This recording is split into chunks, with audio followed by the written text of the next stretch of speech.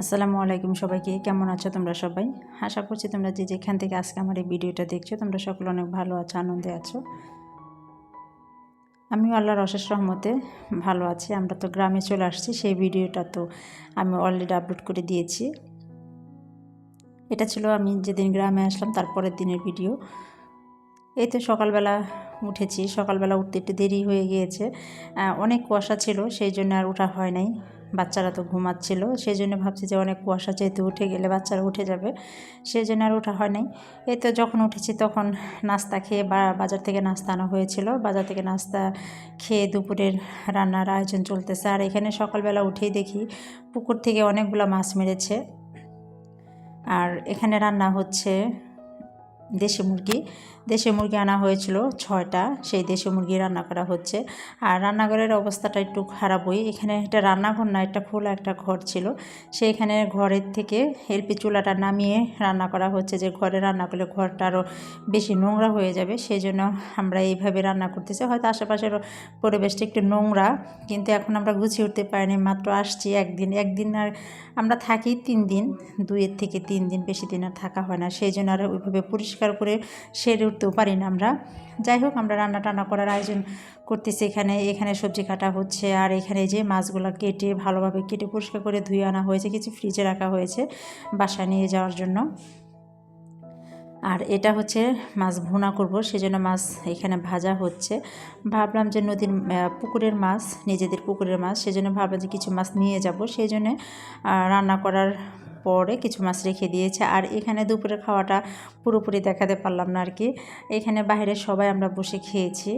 আর এখানে সাফিনা তো যে জন্য বাসায় দেশে বাড়িতে মূলত আসা, ওই এখানে মাটি খুঁড়বে, কাদা করবে, আর লাকড়িতে শুধু আগুন লাগিয়ে এইভাবে খেলা করবে। আর যেহেতু শীত, ও আর শীতের জন্য বিশেষ শীতে উপভোগ করতেছে আর কি, আগুন জ্বালিয়ে এইভাবে খেলা চলতেছে আসছে পরের থেকে।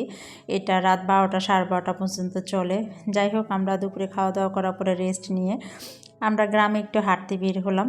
মূলত আমরা সরিষা ফুল দেখতে যাব চকে বা চড়ায় বলে আমরা সরিষা ফুল দেখতে যাব, সেই উদ্দেশ্যে আমরা বের হয়েছি। আর বিকাল হয়ে আসছিল, মোটামুটি ভালোই বিকেল ছিল, অন্ধকার লাগতেছিল, কিন্তু এখানে আমার মোবাইলে একটু সমস্যা হয়েছে, এতটা অন্ধকার কিন্তু ছিল না, মোবাইলে যেভাবে দেখা যাচ্ছে এতটা অন্ধকার কিন্তু ছিল না। আর এই তো আমরা তো বাড়িতে যাওয়ার উদ্দেশ্যে আমরা অনেকটা রাস্তা পের হয়ে এসে বাড়িতে যাওয়ার উদ্দেশ্যে আমরা চকেতে নেমেছে, যাতে সরিষা ফুলগুলো আমরা দেখতে পারি। আর এখানে তো সবুজ ঘাস মাঠ, আর মাঠ আপনারা দেখেই বোঝা যাচ্ছে, বুঝতে পারতেছেন আর কি। খুবই ভালো লাগতেছিল, বাচ্চারা তো খেলাধুলা করতেছে, দৌড়াদৌড়ি করতেছে। আর অনেক দিন পর সরিষা ফুল দেখলাম। গ্রামে তো বেশি একটা তেমন একটা আসা হয় না, হঠাৎ করেই গ্রামে চলে আসলাম। আর আসার পরেই তো একদিন হয়ে গেল, ভাবলাম যে আমার জালারা বলতেছিল কি তোমরা সরষা ফুল দেখতে যাও, দেখো চড়াতে অনেক সরষা ফুল ফুটে আছে। সেই বলার সাথে সাথে আমরা চলে আসলাম। আর এইখান থেকে চকে এসে আমরা শাকও নিয়েছি, অনেকগুলো শাক কুটিয়ে নিয়েছি এখান থেকে, অনেক শাক। আর এতে দেখেন বেলা তো প্রায় ডুবে ডুবে যাচ্ছে এই অবস্থা। যাই হোক, আজকে যদি আমার ভিডিওটা আপনাদের কাছে ভালো লেগে থাকে তাহলে আপনারা চাইলে একটা লাইক দিতে পারেন। আর যদি আপনারা আমার চ্যানেলে নতুন হয়ে থাকেন তাহলে আপনারা চাইলে আমার চ্যানেলটা আপনারা সাবস্ক্রাইব করে নিতে পারেন।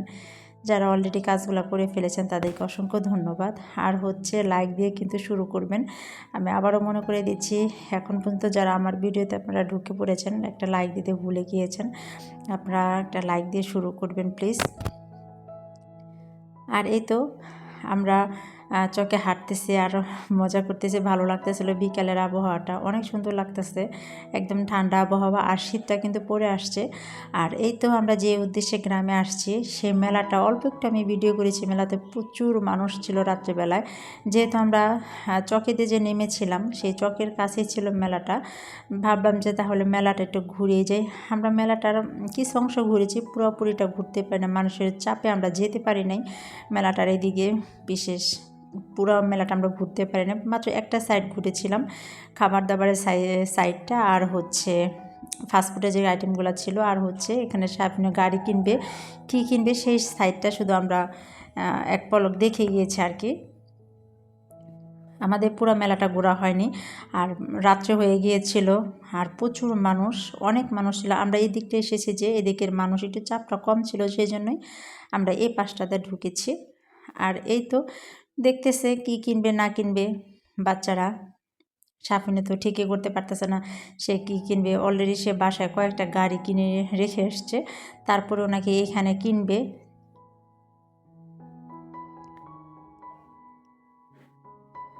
আর এখানে সব আইটেমই ছিল, হাঁড়ি পাতিল আইটেমের ছিল, সিরামিক্সের ব্যবস্থা ছিল, কসমেটিক, বাচ্চাদের খেলনা সবই ছিল এই মেলাতে। এমনকি কাঠের ফার্নিচারও এই মেলাতে বিক্রি করা হয়।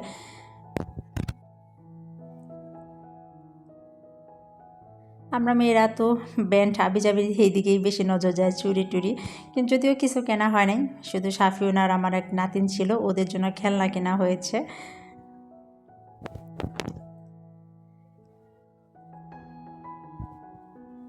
আর এই তো চুড়ি কালেকশন ছিল অনেক এখানে। হিন্দুদের জন্য দেখলাম যে শাখা পলা সবই পাওয়া যায়, সবই মেলা ছিল এখানে। মঙ্গলসূত্র, অনেক কিছুই দেখলাম এই মেলাতে। এই তো এদিকে গাড়ি ছিল।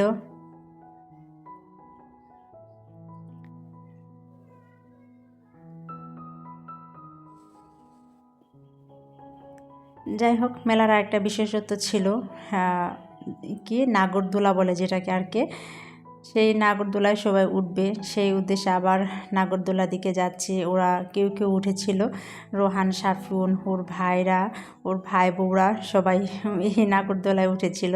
যাই হোক, নাগরদোলা উঠে ওনারা মজা করার চেয়ে ভয় পেয়েছে বেশি। মজা করার জন্য উঠেছিল, কিন্তু ভয়টা আরও বেশি পেয়েছে। আমি আমার ভিডিওটা আজকে এই পর্যন্তই রাখবো। সবাই ভালো থাকবেন, সুস্থ থাকবেন, সবাই নিরাপদে থাকবেন, এই প্রত্যাশায় আমি আমার ভিডিওটা শেষ করলাম। আসসালামু আলাইকুম সবাইকে, আল্লাহ হাফিজ।